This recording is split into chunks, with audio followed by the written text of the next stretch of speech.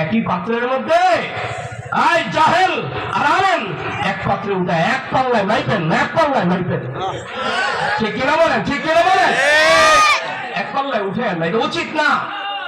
এটা অনেক সমস্যা হচ্ছে বর্তমানে, জায়গায় জায়গায় মাহফিলে ডিস্টার্ব হচ্ছে, মাহফিল বন্ধ করে দিচ্ছে। গত পরশুদিন এক মাহফিল, আমার একটা মাহফিল ছিল, সেখানে এই নেতাদের কারণে মাহফিল বন্ধ। নেতার কারণে মাহফিল বন্ধ। এই আমলেও যদি নেতাদের কারণে মাহফিল বন্ধ হয়, তাহলে সমাজের নষ্ট ওরা, নষ্ট ওরা, সমাজের কি যারা যারা কোরআনের মজমা বন্ধ করে দেয়, ওরা মানুষ হতে পারে না, ওরা মানুষ হতে পারে না, ওরা মানুষ হিসাবে জানোয়ার। যারা কোরআন বন্ধ তাগুত বিস্তারিত ব্যাখ্যা করলে তখন আরো কঠিন হবে, কঠিন হবে। তাগুত আর আলেম এক পাল্লায় চলে না, এক পাল্লায় চলে না।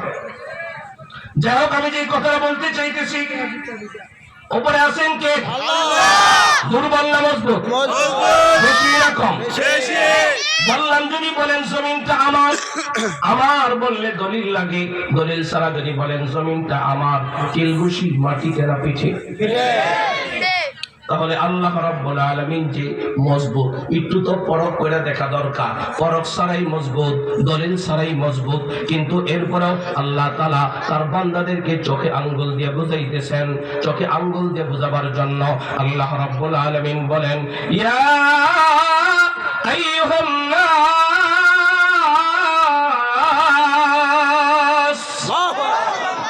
ও দুনিয়ার মানুষেরা, উবুদু, এখানে নি আছে নি, তোমরা আমার ইবাদত করো। বলেন ইবাদতটা কার? বলেন না ইবাদত কার? তোমরা আল্লাহর ইবাদত করো, এটা আল্লাহর দাবি। বলেন এটা কার দাবি? কিন্তু আল্লাহ তাআলা মানুষ বলে ডাক দিয়েছেন।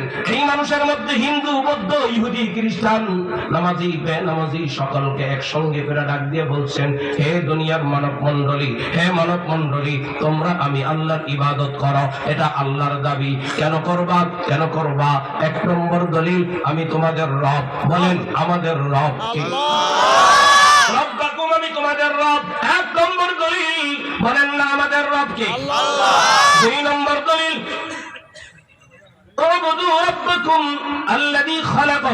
দুই নম্বর দলিল হলো তিনি আমাদের সৃষ্টিকর্তা।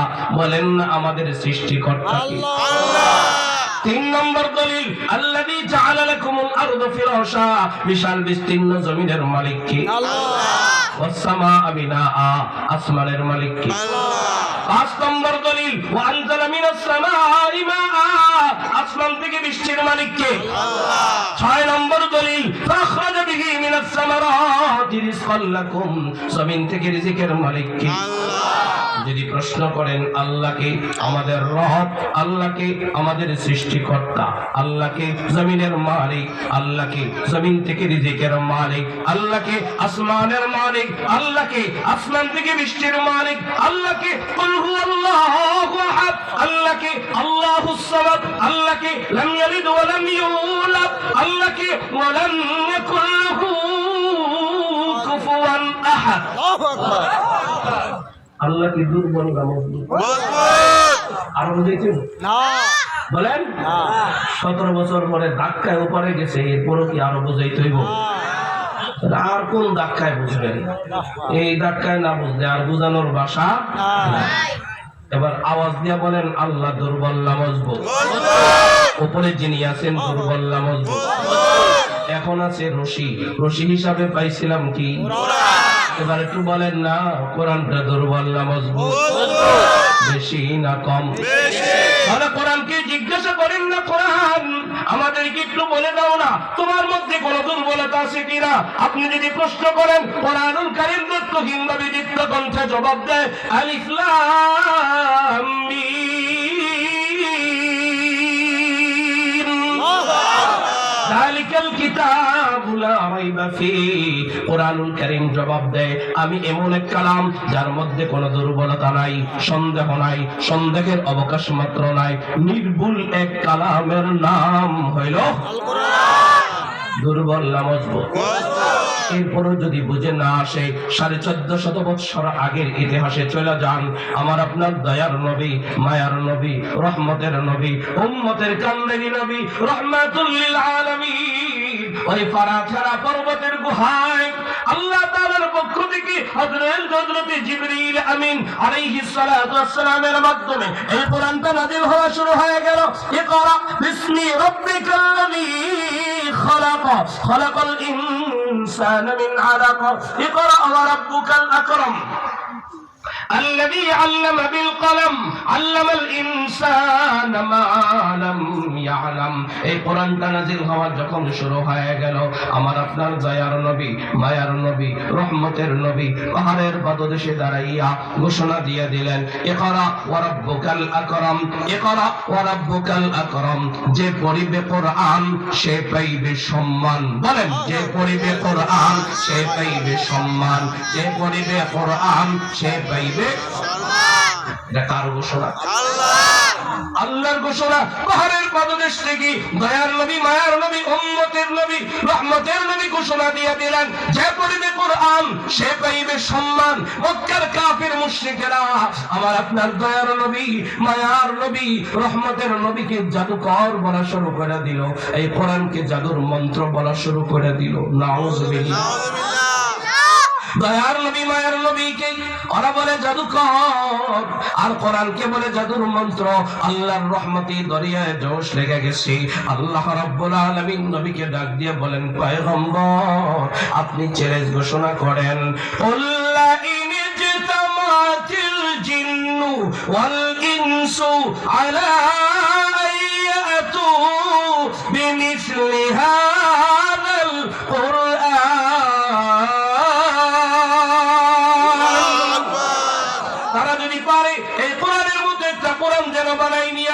জবানটা খুলা দীপ্ত কণ্ঠে জবাব দিয়া বলেন, তারা কি পারছে? না ইয়াতুনা বিমিসলিহি ওয়ালাউ কানা বা'দুহুম লিবা'দিন যহিরা।